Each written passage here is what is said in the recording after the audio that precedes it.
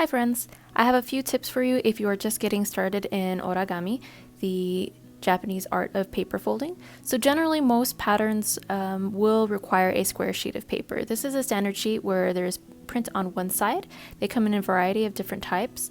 You can get some that have just plain colors, color on one side, pattern on one side, pearlescent, holographic foils, different types of prints, and they're pretty easy to come by. You can find them all over the place. Different stores will carry them, including some dollar stores.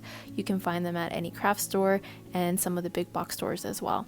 But if you don't have the luxury of finding these in person, or you're not able to order some, you can use just about any kind of paper you can get your hands on.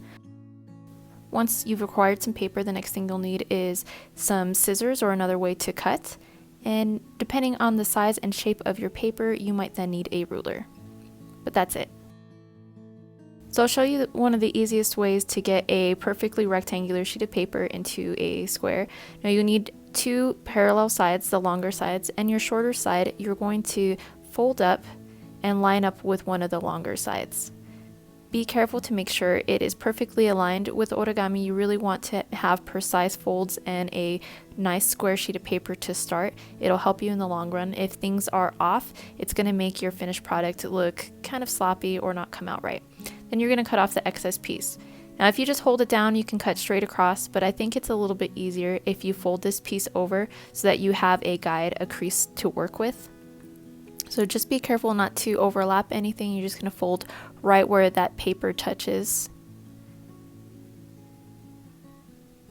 Give yourself a good crease so that you know where to cut. You could also pencil this in, but I think the fold is a little bit easier. Carefully cut along that line, watching your fingers. It's very convenient if you happen to have a paper cutter as well. You can cut several sheets at once without having to make that initial triangular fold. But it's that easy to get a square sheet of paper out of a rectangle. And you can use any kind of paper that you can find. Junk mail. This here is a extra Xerox copy of some sheet music. My husband is a musician, so he often has Xerox copies that he doesn't keep. If you have a paper cutter, you probably don't need any instructions on how to use it, but you'll just want to make sure that whatever size you decide to cut your paper down to, it is actually square. And the paper cutters make it super easy because all it is lining things up and making sure you have right angle corners.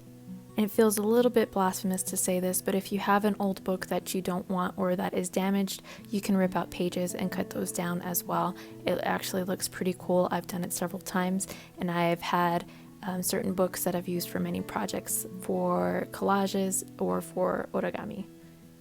If all you have is notebook paper, you can still use that, and you might not want those holes on there. So what you can do is use the red margin line and the opposite edge to line up and bring that shorter side up to that red line, and then simply cut off the excess.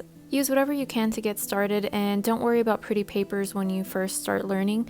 You probably won't be all that satisfied with your first few folds anyways.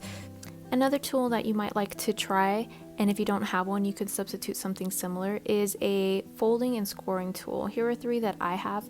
Two of them aren't even for folding and scoring. This bone one here is, and all you need is a tool that has kind of pointed edges that are smoothed over so that they're not sharp.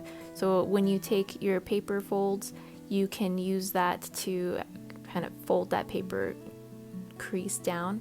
And because it is smooth, it just runs along there nicely. You can also use your nail. Whatever you decide to use, make sure it's not too sharp so that you don't tear that paper edge. I hope you found these tips useful, and if you'd like to make this very cute origami crane chain, check out this video. I also have a video on how to make these adorable origami butterflies, which you can do a variety of things with. Take care and happy creating.